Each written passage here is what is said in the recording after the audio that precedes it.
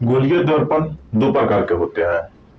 और उत्तल दर्पण एक में, दो में अवतल दर्पण। उत्तल दर्पण वैसा दर्पण जिसका परावर्तक सतह उभड़ा हुआ हो, मतलब कि बाहर की तरफ निकला हुआ हो, उसे उत्तल दर्पण कहते हैं, जैसे फोटो में देख सकते हैं।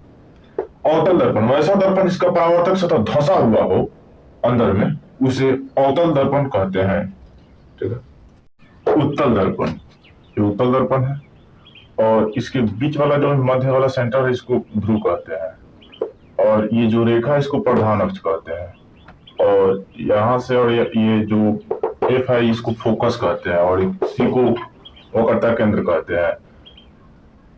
ध्रुव और फोकस के बीच की दूरी को फोकस दूरी कहते हैं। ध्रुव पी और वक्रता केंद्र सी के बीच की दूरी को वक्रता त्रिज्या कहते हैं। अवतल दर्पण में भी वैसा ही है।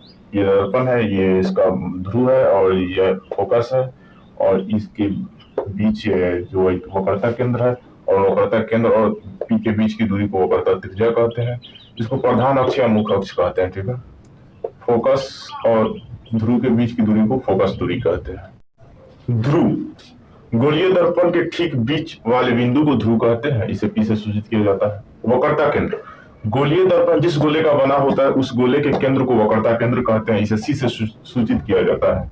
वक्रता त्रिज्या ध्रुव पी और वक्रता केंद्र सी के बीच की दूरी को वक्रता त्रिज्या कहते हैं। इसे बड़ा आर या छोटा आर से सूचित किया जाता है। प्रधान अक्ष ध्रुव पी और वक्रता केंद्र सी को मिलाने वाली सरल रेखा को प्रधान अक्ष या मुख्य अक्ष कहते हैं। फोकस प्रधान अक्ष के समानांतर आने वाली प्रकाश की किरण दर्पण से परावर्तन के बाद प्रधान अक्ष के जिस बिंदु पर कटती है या कटती हुई प्रतीत होती है, उसे फोकस कहते हैं।